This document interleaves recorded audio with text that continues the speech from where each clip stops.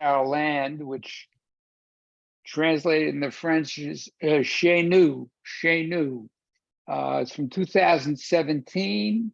It's both a French and Belgian production. Lucas Belvaux, who is the director and a co-writer, is mainly he works in thriller territory, which sort of works in his film. But he worked with a writer by the name of Jerome Leroy, who wrote the novel entitled The Block, Le Bloc, B-L-O-C, which was a bestseller in France that revealed the working of what is known as the National Front. They felt when they were producing the film, when they got ready to produce the film, they felt an urgency to make it. And the film opened in France 2 months prior to the first round of national elections in 2017. And it opened to very solid reviews. It sold tickets in the hundreds of thousands. They also released it in the United States in April of 2018. Unfortunately, the film in the US, when it was released, grossed about $12,000. So not many people had really seen it. And I feel, if they can make the jump from France to here, they can certainly find similarities in what is going on. So it would have been that important a film. Anyway, at the heart, this is a solid social realist protest film, and it is a passionate drama that analyzes the dangerous appeal of reactionary populism, excuse me one second. Okay. Of reactionary populism through one young woman's journey. It's the film was shot in what is known as the Pas de Calais, which is northern France. The town is Bethune and Lens are the areas. It's mainly farmlands where there are still, to this day, mines that are traces of World War I, and they're still dug up. But this is essentially the world of the working class. Marine Le Pen was defeated. For those of you who don't know who Marie Le Pen was, she is the head of the National Front, which has changed its name several times. Her father was also the head of the party, but she is the younger face of the party. She has run for president, and she was defeated in the French election that brought Emmanuel Macron to power. But her far right-wing party, with its nationalist anti-immigrant platform, lives on with tactics that feed the fear and resentment that has led to the elections of many disruptive leaders outside of France. Again, we can reflect on this film here and in other countries of Europe. It is a politically engaged story. The film's key premise is that perfectly decent, compassionate people can all too easily, almost without realizing it, fall under the spell of racist paranoia. Its heroine, Pauline Duez, is a hardworking, compassionate nurse and a single mother of two. And in the town of Enart, she considers herself to be on the left, and she's on good terms with Muslims in her community, as we see. And surely if a woman like this can find herself coming under the spell of reactionary nationalism, the question arises, is no one safe? Is no one safe? It is a film of great contrast. The rural has turned into the pre-urban, as we see in the film. The rural farmlands have become pre-urban. The older generation feels displaced. The younger are fighting for an identity. The geography structures their lives. It is interesting how the geography of this area structures their lives.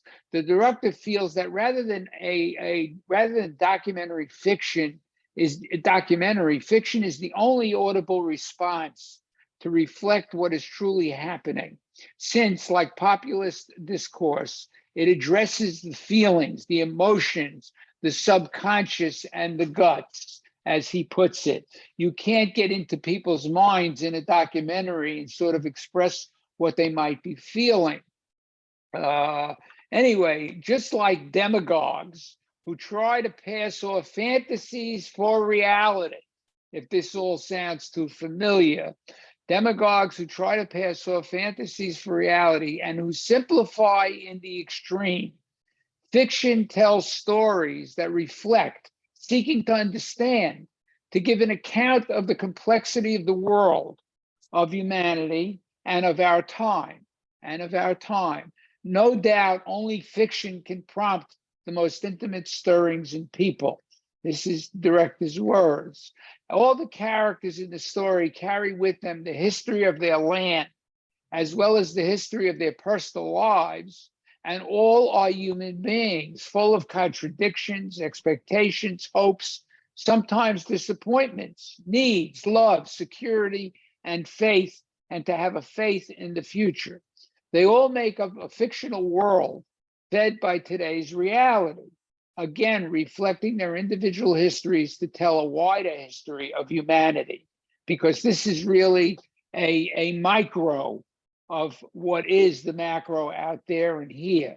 More importantly, it's more about trying to understand what might push people to support an extremist right movement, and how populism is a confidence trick, how it deals with politics in terms of marketing, as we see in the film, and citizens and voters like customers or targets to achieve.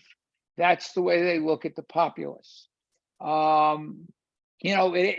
asks the questions also of what would we do in her shoes? What would one do in her shoes? Making it a film, and it makes it a film to be seen, thought about, talked about, and learned from. I mean, this film is a lesson. Without being didactic, it is a lesson. We meet Pauline at first, traveling from house to house. She encounters, one where a woman has died, and that's when we were introduced to the doctor. She's empathetic. She's very empathetic, yet suffering emotionally and economically. In spite of her humanity, the deeper she gets, the more committed she becomes during the course of the story. Her father considers her engagement in politics his failure. He looks at it as a failure of his. He is not proud of her. They are not involved in mass movements. He echoes the failure of the left in this part of France. This is the failure of the left in this part of France. Philippe Berthier, the town doctor, he's charming, more than charming. One of the powers of the populist bloc, as we learn. He's an ambitious figure, paternal, yet manipulative toward Pauline. And then there is Stanko, her high school sweetheart, who comes back into her life. He comes in, he's soft-spoken to her. And it's interesting how he's revealed. He meets her, he's at a football game. They strike up a conversation. And the next thing you know, we see him going into that club, which is a kind of neo-Nazi club, if we look at it closely. And there is Agnes Dorgel. She is the Marine Le Pen character in the film. She's only seen presented in relationship to politics, at rallies and meetings. That's where we mainly see her. And she's an image without nuance in order to be as effective as possible. In other words, to be effective as a character within the framework of the film, we only see her at work. We only see her in the small meetings, the large meetings, the gatherings. And then there is Natalie Leclerc, who is her best friend. Her husband is a Muslim, which is kind of an interesting irony within the story itself. especially where their son is concerned and what they discover on his computer. Lucas Belvo, the director, knew he was not trying to preach to the choir of the far right or left, but rather he was trying to describe a situation, a party, a loose formation, and to decode its discourse, understand its impact, its effectiveness, and the power of seduction. The power of seduction. In so doing, he also did not want us to necessarily identify with the character so much as to ask the audience, again, to put ourselves in the character's shoes and reveal the process she undergoes, but not to share their point of view in order to understand their path, and to show the gradual breakdown that the rhetoric they use provokes, freeing a kind of speech that was ordinarily unsayable. They speak the unsayable. The Marine Le Pen character, exposing the confusion it maintains, the fears it incites, and turns it into a political instrument. While in reality, Marie Le Pen's National Front tried to dissociate itself from her father's image. This is the real in France. The film portrays how its liberal, in quotes, image is skin deep. They present themselves as a party of the people, a liberal party of the people, making a point that it is neither left nor right, but for the people and against traditional politics to break the mold. That's a speech that sounds familiar when we think about 2016. The speech was, I am here to fight against the Beltway. Old politics is dead. Old politics is dead. All rhetorical tactics associated with the new populist right, whether in France or England or here, echoes the same idea. They don't want to distance themselves from the public. We see how Pauline, although is empathetic, especially suffering in a relationship with her father, and how joining the party is connected to that relationship, and how she goes into denial the more she is confronted until it begins to affect her personal life. That's when she sees it happening. Her father, while he sees her as political, as I said, he sees a failure. In Europe, this goes back to mass movements. The idea of the film, part of the idea of the film goes back, this is cultural, goes back to mass movements of the 70s, of 80s. And if you looked recently in France, there were mass movements when Macron announced the later retirement. We saw fires being started. We saw people in the streets. Same thing. They become militant. Then they faded with the fall of the wall back in the 90s. Mass movements took a break when political stances were not so cut and dry anymore. And Berthier, the doctor, is first seen by Pauline as protective until his true intentions are revealed.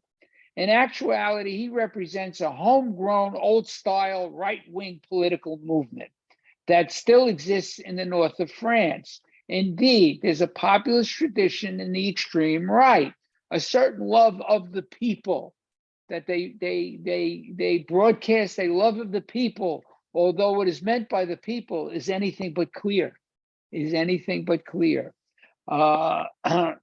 Andre Dussoyer, who is one of France's most accomplished actors, he reveals the shifts in character. He plays Berthier and reveals the shifts in character from warmth to something disquieting. He borders on terrifying at one point. And both Dussoyer and Catherine Jacob, who portrays Agnes Dorgel, the actors both realized they were taking on risks and at times couldn't believe what the director was having them say in speeches that had violent words, but they were committed to being convincing and sincere, knowing if they weren't, the audience wouldn't be engaged or enraged. They are true professionals in their craft, and among the most popular actors in France. And no, they're not on the far right. Stefan, or Stanko, as he is referred to, is an ironic character. as I said, soft-spoken and gentle with Pauline, and engaging in militant migrant bashing in spite of his own immigrant roots. In spite of his own immigrant roots. And in Victoire, Pauline's PR advisor, the PR advisor we meet, we see how neo-Nazism represents itself with a new chic aspirational face. Suit and tie, you know, the whole works.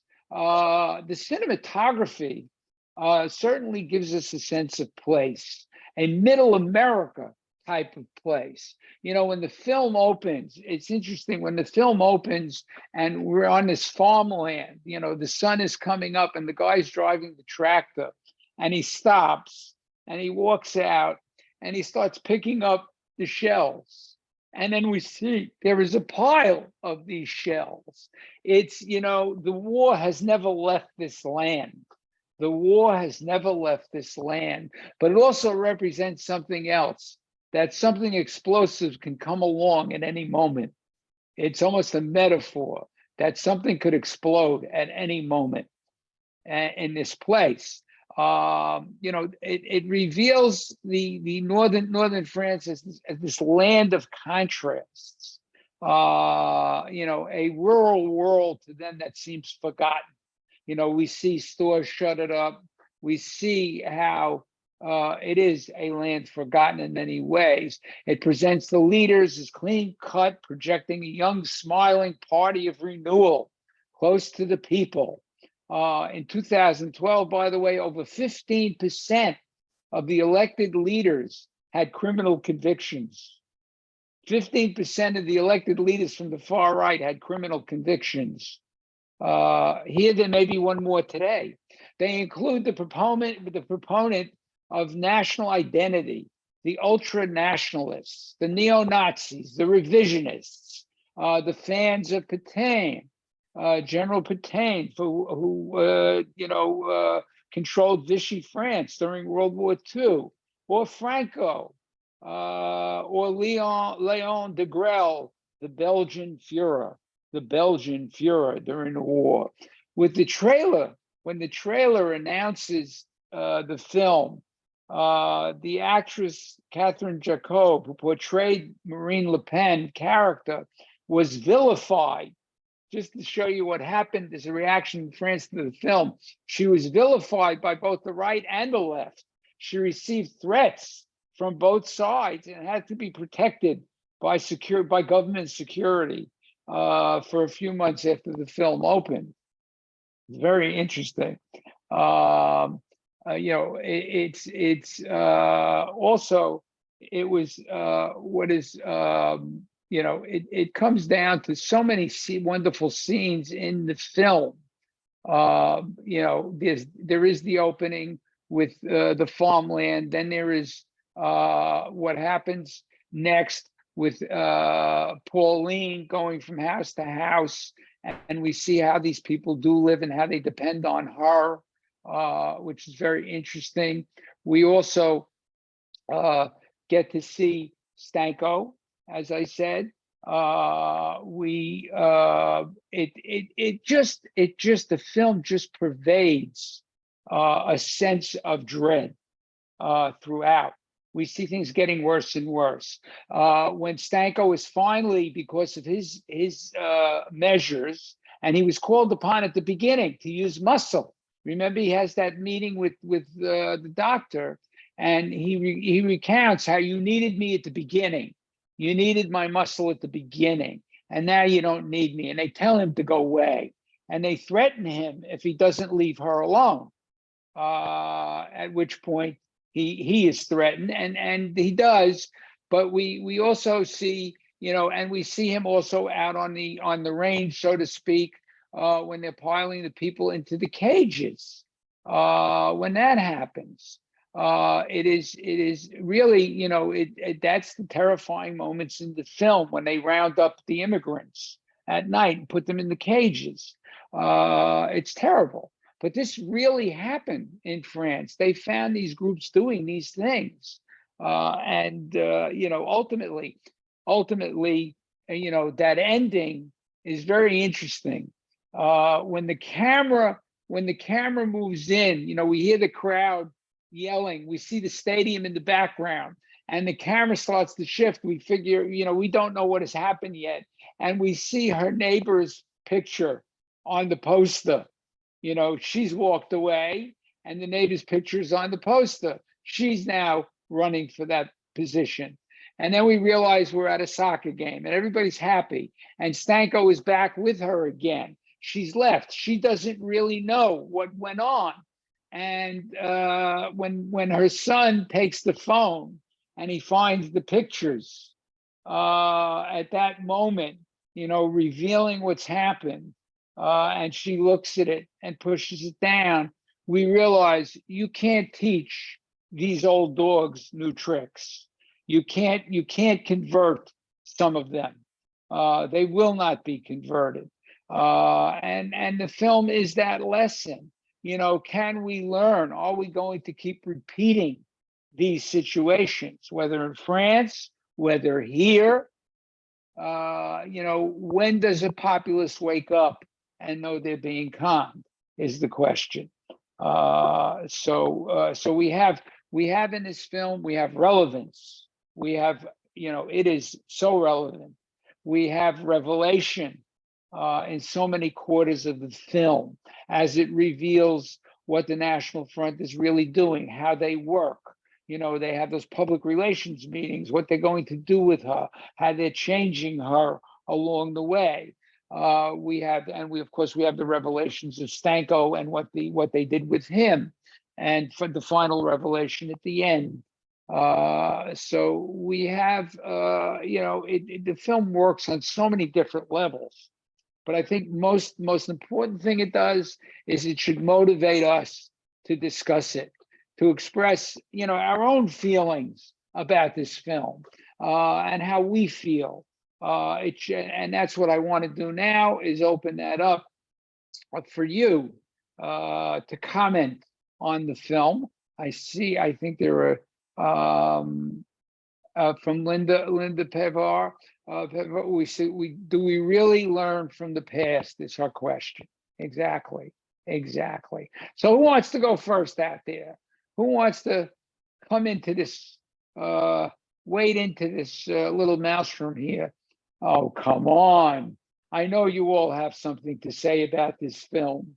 Who's going to go first? Who's going to go? Thank you, Marilyn. Go right ahead.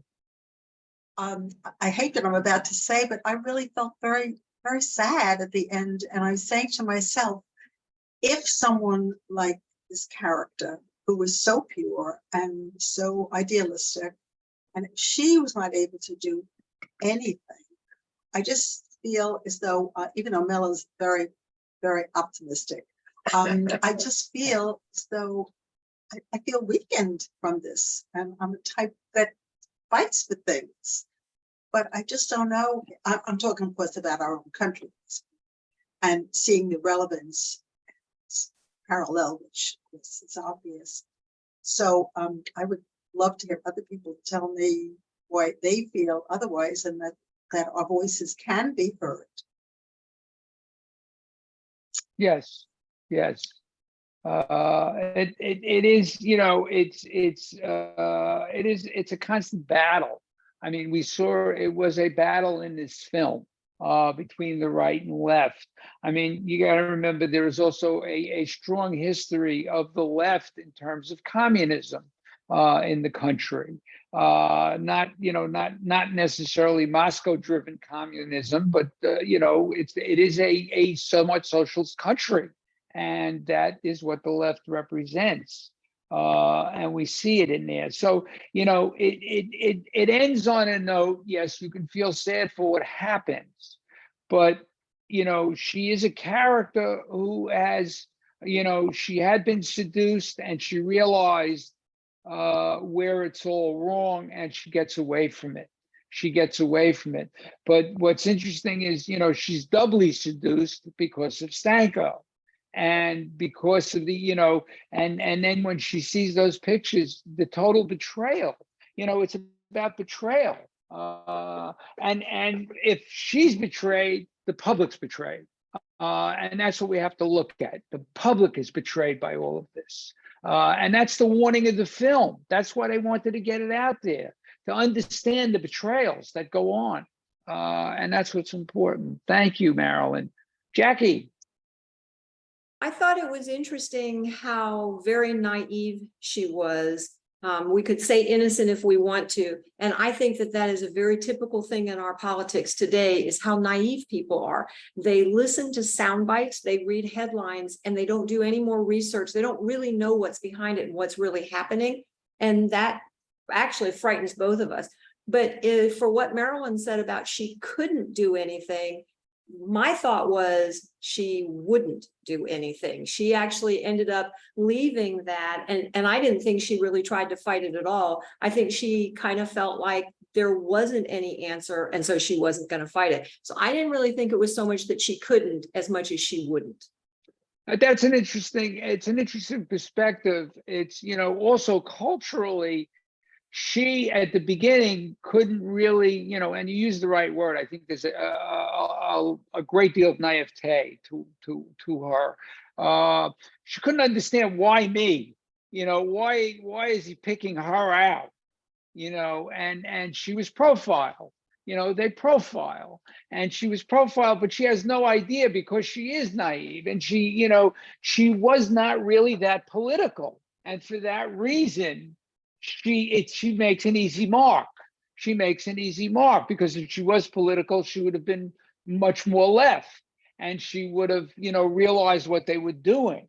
And that's why her father feels the failure, because, you know, he didn't, you know, where did I go wrong? He feels guilty. Where did I go wrong?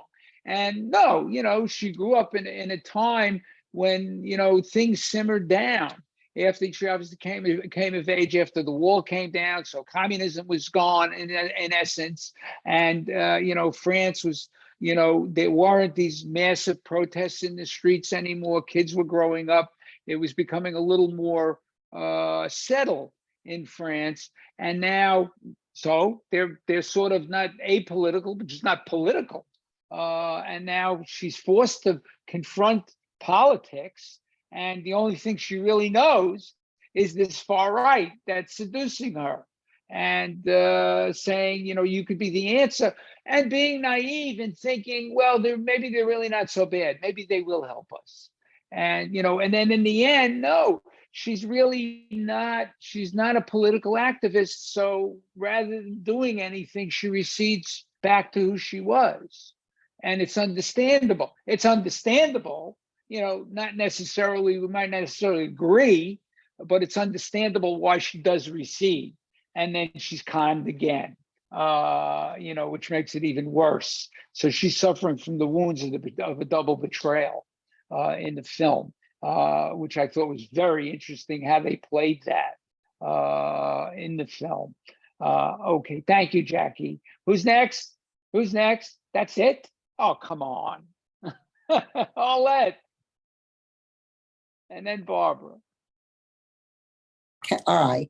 What I found when they were all sitting in the bleachers watching the game, there's her father having forgiven her, and there's her lover, and everything is rosy. I mean, I couldn't believe that. The father finally came forth after he was so anti, you know, her feelings and what she had done. I mean, she really put a knife into her father by doing that act. Absolutely. So I was like shocked that he was there and it was all one happy family. But like everybody else said, what went on in the film goes on in the world today. Nothing has really changed. Nothing. You have the neo-Nazis, you have the skinheads, and especially when Trump was in office, you had a lot of anti-immigrants that was kind of brought and evolved up. So I don't think things have really changed that much. It just goes on. It may be a little quieter at times. And then all of a sudden, there's a slight explosion. Like the Twin Towers, God forbid. Well, I think that's what makes this film, you know, important now, because now, you know, racism, anti-Semitism, Right. anti-immigration, it is at, you know, coming to a boiling point in this country. and as well as other places. And it's important to understand. I mean, the language in the film itself, we see how it becomes more incendiary as it moves along, how she, the head of the party, becomes more incendiary in her speech and how Yeah. she's dealing. And it really comes to the fore towards the end when her friend, and Jackie, this is the interesting one, her friend is not naive. Her friend is not naive. And her friend is married to a Muslim. This is what makes it so interesting. She's married to a Muslim, yet we see everything come out of her towards the end when she says to her, you don't understand, you have to, this is important. And she winds up becoming the candidate. She winds up becoming the candidate. As well, she should have, based on what we see, based on her behavior. It's incredible. She does a 180 in terms of the film itself and uses her son's video to promote the Popular Front's cause. I mean, this is what happens. We think that, parents would see their son doing this. They're going, this kid has to be, taken and retrained. No, she uses it. And here's her husband who she punches. I mean, it shows you what this does to families as well. Really, really interesting. Really interesting. So it is terrible. Barbara, you were next, and then Marilyn and Clara. Go ahead. I was sucked up into the end and thought, oh well, it's all going to be happily ever after. And she came around, and I could deal with that because your father's always forgive and so forth. So I love the fact that again they just pulled the rug out from under her when he had promised to change, and she believed him again.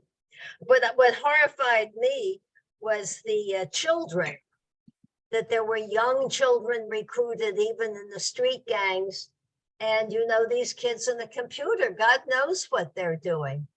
Yes. And, and we know that's real. We know that's real. Yes, that is real. It was very real. And the fact that, the mother is so proud when she came in, I thought she was going to be horrified. Exactly. And she said, oh, that's so good. And I was like, I loved it.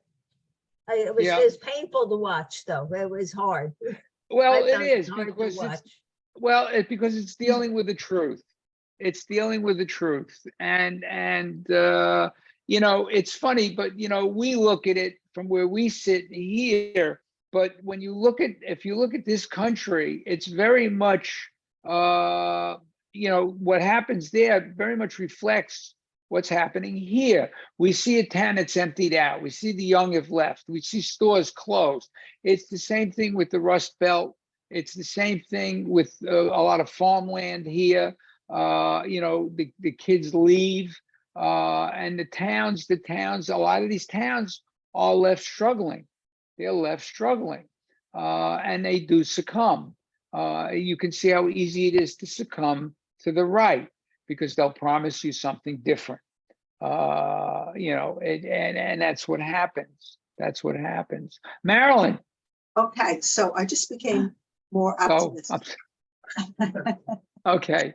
I became more optimistic because in rethinking what everyone is saying, especially what you have said, if that movie could get into the public, if it could be reintroduced to America and people could only see what can happen, then perhaps not to be so naive, because we all have friends that are very naive, that just don't seem to be aware of what's happening, then maybe there is hope.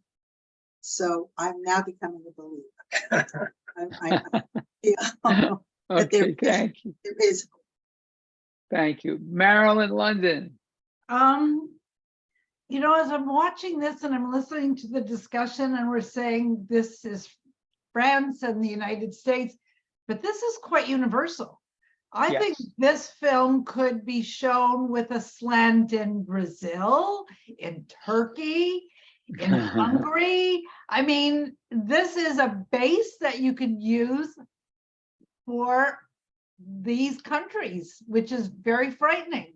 I mean, the thing that I liked was her name Pauline, when she was so naive and courted into and you know, brought to where she actually was able to go back to, I guess, her roots, who she was, what her real beliefs was, and she was able to recapture that.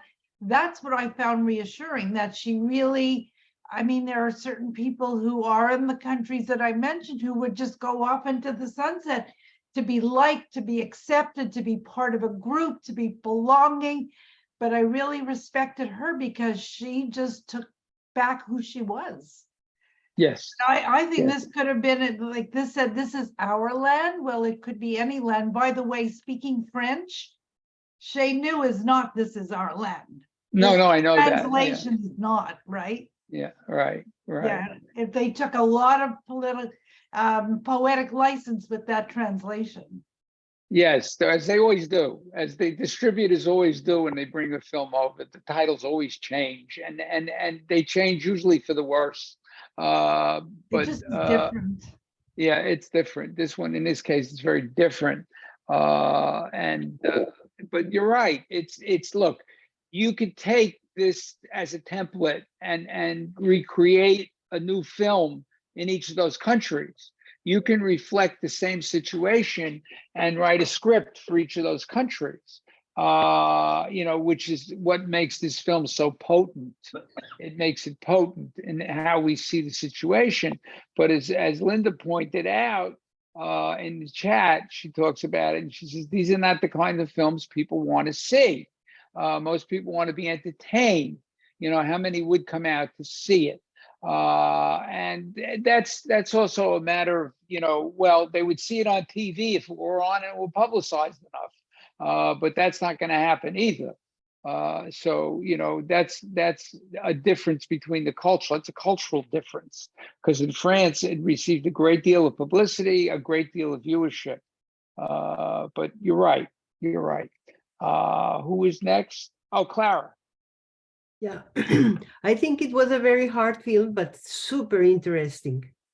They put so much information in less than 2 hours that it's very hard to swallow it all at Yes. once.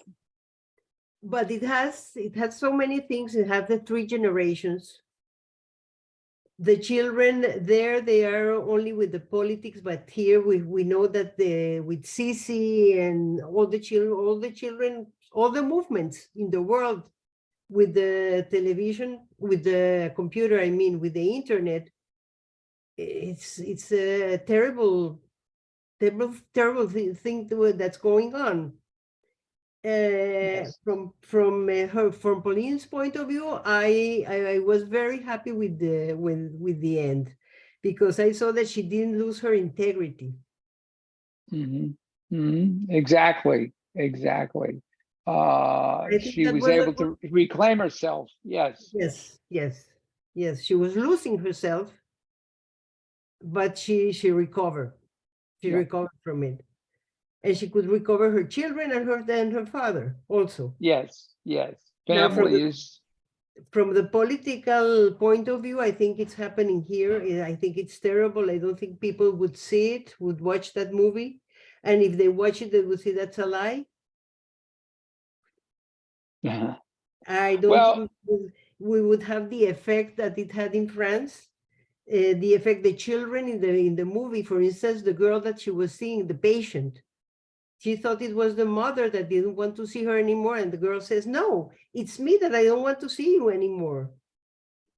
I think she was like 14 years old, something like that. But she was very strong with it.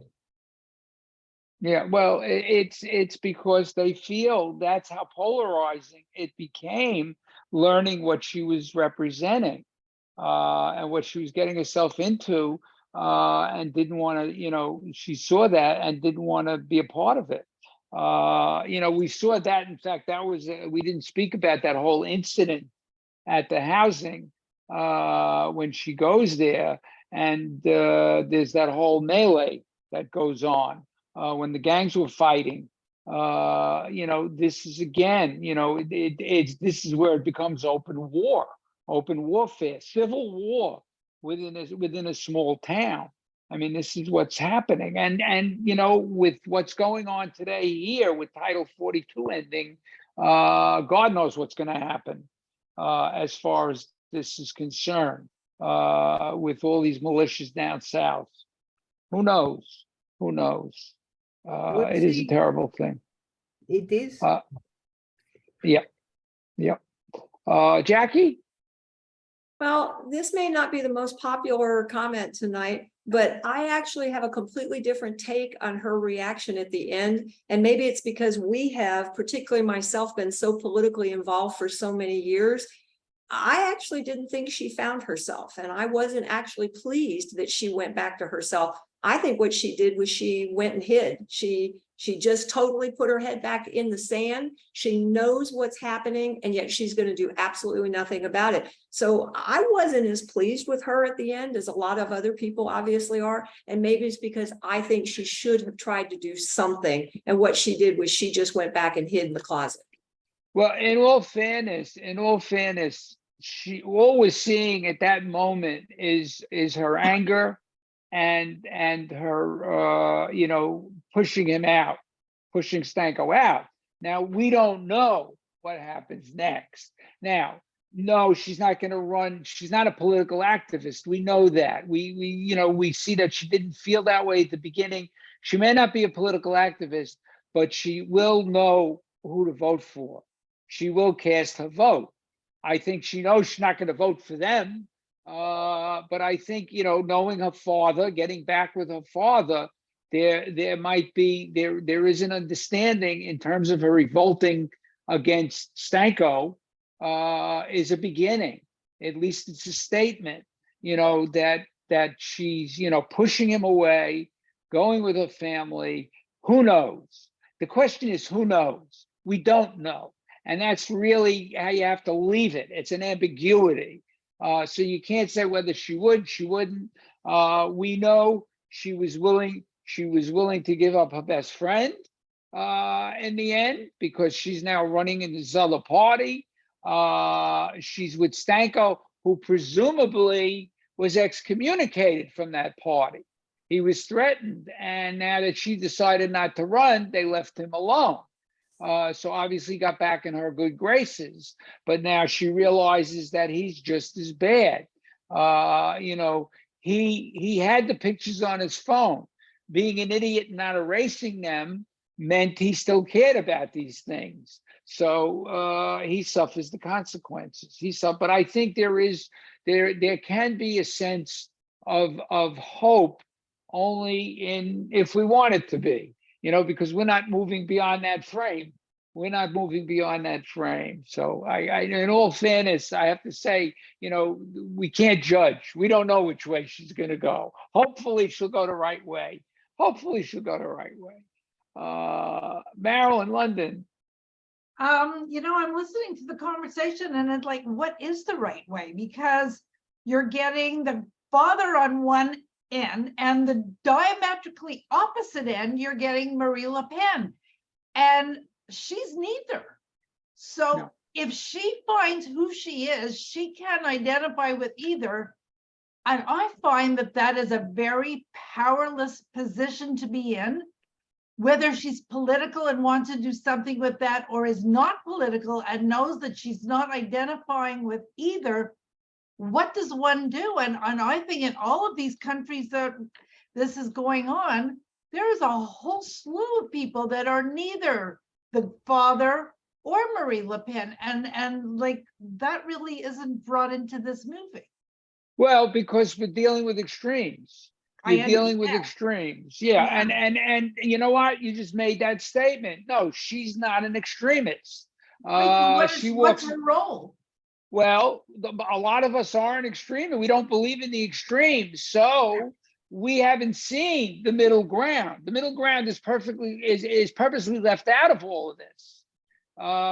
You know, there is a middle ground. I mean, Macron was the middle ground. You know, the candidates that are with him are the middle ground. They're not extremists. We have extreme in both parties in this country.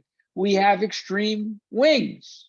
And no, a lot of us won't, certainly don't believe in the extreme end necessarily on either side. Look, there are Republicans that won't vote with the crazies. There are Democrats that won't vote with the ultra progressives. So you have it on both sides. And no, she doesn't have to be either of those to realize who she is and say, no, I have to vote for, there's got to be a candidate that I can believe in that's not going to be extreme. And there are candidates. We see Macron. That's why he's the president. He's So not an Rudy, extremist. what is there that the people, the writer of this film, what is it that you think he wants to take away from Pauline, that's her name, right? Her character. Not to be extreme. He's what he's portraying in this film is the extremes. And he sees her being drawn into one extreme. He sees her father, who was extreme on the other side with the strikes and everything else, failed. So that one extreme, she was no longer believing in. The other extreme, she got sucked into, and now that's gone. The point is, be wary of the extremes. Okay. It's the same thing with fundamentalism. It's the same thing. Be wary of the fundamentalism. Be wary of the extremes. There's got to be a way to come towards the middle. And that's what's important. Whether she learns that or not, that's the point, is not to show it, is to hope that she has learned. We'll never know. And we don't have to know. She's the one that has to find that. She's the one that has to find that. And that's a continuation of the story. But that's not here. It's not here in this film. And that's the way I think we have to look at it. Rachel, and then Mel, I'm sorry, I saw your hand, Mel, just a second. Rachel? And I really liked the movie too. And I thought an interesting kind of twist is maybe the boyfriend still had it on his phone because he wants it as evidence. And in case somebody ever comes after him, because they did threaten him. And really, he and her could have upturned everything and turned, for the party, all the things that they did, because he was like a contract hire. And so if they could have proved it, they could have taken it down. If she was not only political, but had that type of integrity. And so she had integrity, but only on the surface. She wasn't willing to do something really to make it different. She was just wanted her own little life. Well, yeah, but he didn't bring the pictures to her. So that wasn't going to happen. I mean, he wasn't reforming because then he could have become an activist on it. They threatened to kill him. They literally would have killed him. So if these pictures appeared somewhere, they would have killed him anyway. They're not above that. We realize that. But the situation was that, no, he had these on his phone. He wasn't going to share them with her. She no longer was interested in what that party was espousing. And it just proved the point that he was an extremist. He just was not with them anymore because they didn't want his style. They didn't want his muscle. Right. He was like a gun for hire. He would go to the highest bid, and he didn't care. But, I like to be optimistic that maybe he was reforming because of her. Maybe. I mean, just because he had pictures on there, I don't know. Because was he still under contract at the time when those pictures were taken? That was like at the beginning of the movie. Yes. He was operating. Look, it's the same thing. If we want to look for a corollary, look at the Proud Boys. Okay. Mm-hmm. We heard in the speech, Proud Boys stand back and stand by. So in a sense, they were operatives of the candidate. Okay. The candidate. Now the candidate's no more, but the Proud Boys are still there. They may not be operatives of a candidate in the party, but they still exist. And they can be reactivated at any moment. Even though they went to jail, you still got the crazies out there that could be reactivated any moment. And that's, and that's who I think we're looking at. But I just thought she was a little she knew she was just going back to her own life, and I understand not being political anymore, but now she saw and her eyes are open, and she didn't do anything for right now at this very juncture. She didn't do anything with her eyes wide open. Yeah, I mean, look, except to get rid of the boyfriend. Yeah, but she may not become politically active. She may vote her way, not vote certainly for the extremes, but she was a caregiver. Look at what she was doing with her life. She was a nurse. She was going from home to home. She was caring for people. She's not going to stop doing that. So to say, well, she wants to go back to her life, she had an important function in the community. It's not like she, was just sitting back and doing nothing. She has her function. Not everybody has to be a political activist. But she, she certainly learned the lesson of, I'm not going to do that anymore. And she may not even do it for the other side if they came to her, because, one's bitten. So I think, there are so many ways to look at it. I think, it's not, I'm not judging her. I don't know which way she's going to go, but I look at who she was as a person, her humanity. She was an empathetic person. She went from home to home. She really cared about the people she cared for. And I think that displays something about who she is, who she was. Mel. Yeah, Marilyn presented me as an optimistic person, but I want to give you a pessimistic view. I see the young kids looking at this picture and saying, why do I even bother to vote? And that's the problem we're facing in the country. As far as the outcome, we've seen pictures where, the director leaves you, oh, maybe it's going to be wonderful and she's going to get married and have children and blah, blah. But in this picture, I didn't get that feeling. I wasn't left with the feeling that things are going to be wonderful. I think things are going to be the way they are. Yeah, there's no happy ending. There's no ending, and nor should there be. And I think, again, it's a cultural statement. Look, we don't know. We always see the campaign poster at the end, so we don't know if the election had happened yet. We just know she's running in her place. So, it is all of this, that leaves us looking at it that way. But you have a good point about how are young people looking at these things, and will young people look at these things, take the time to watch these things and understand what extremes can do. Thank you, Mel. Barbara. Actually, more young people are voting than in years and years. Voting among the young is up. I just looked it up. 30 years, the highest in 30 years. 27% of the voters between 18 and 19 cast their first ballot. Their young people are voting, and I think a lot of it are the young women who are concerned with the recent Supreme Court decisions that brought people out and registered to vote in droves. It's interesting because the point you're making is it's issue oriented. It's issue oriented. The issues in the film, in this particular film, again, it's a cultural thing. The issues there are anti-immigration. I mean, they don't have the issues we have. They don't have an anti-abortion issue in France. They don't have those issues. So it's really, you put your finger on it. It's issue oriented. What are the issues? And I think that's where the young are concerned.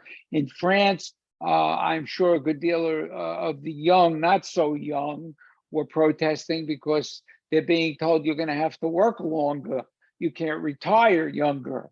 So therefore that's what they object to. So it creates, what is the issue at stake is really what it's about. And here it was about immigration. It was about those ideas, very nationalistic ideas.